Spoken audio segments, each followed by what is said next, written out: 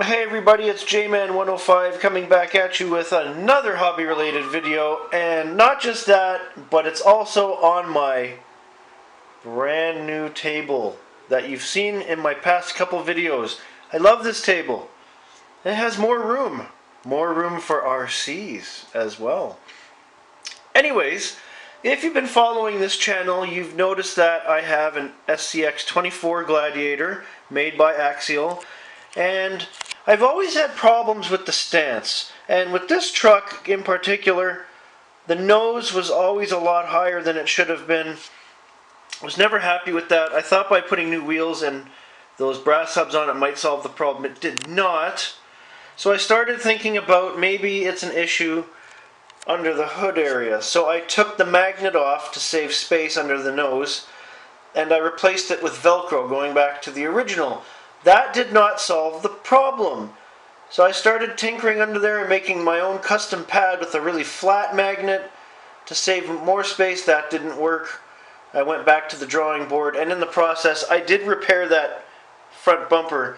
It doesn't have that loop on it now, but I used some better bolts to keep it tighter and a couple drops of super glue. But anyways, getting back to the stance on the truck, nothing I could come up with worked. And then it hit me one day recently. Maybe it's not the nose of the truck that's the problem. Maybe it's the suspension on a whole. I thought maybe the shocks. But it also occurred to me that what if I change the placement on the shocks? So what I ended up doing was, not only did I move the shocks to the frame, I moved them down one bolt to the rear, and the shock mounts that used to pop up and put the shocks higher are now behind them. So the shocks are mounted through the frame into the shock mount, and it also raised the rear end and brought the nose down.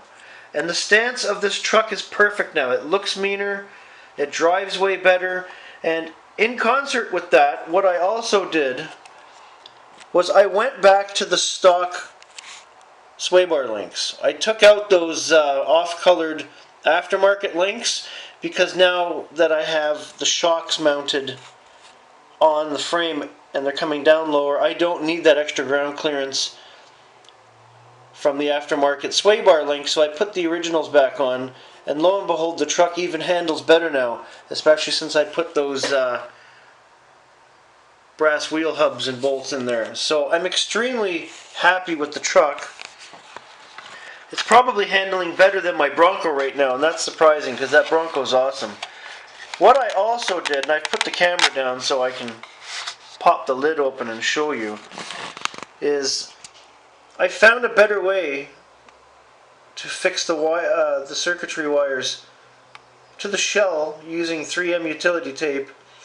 And when I close the shell now, this wire falls down under the servo, and this comes down exactly the way it should on the Velcro, and there's no more issue with that. So yeah, I've been doing some tinkering, but now this truck works even better than I originally thought it would. I'm extremely happy with this truck now. Oh look, tools. But yeah, and I've tested it a couple times on my indoor course, and it's been outdoors already once, so yes, it works. I'd also like to show you guys something I picked up recently off Amazon. This is a hardware kit. It comes with many different sizes of bolts for the SCX-24, body clips, not that I need them, several different types of washers, wheel bearings, little screws, wheel bolts, everything necessary for fastening when it comes to these trucks. I was down to my last 4 wheel bolts and had pretty much no washers left, so this is a godsend right now because I needed this. And it didn't cost much either, which is the best part.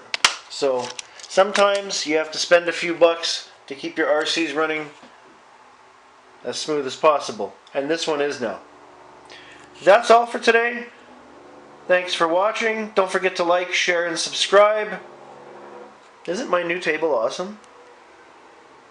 And for more hobby-related content, please go to Discord and join the Hobby Lounge. Thanks everybody. Have a great day.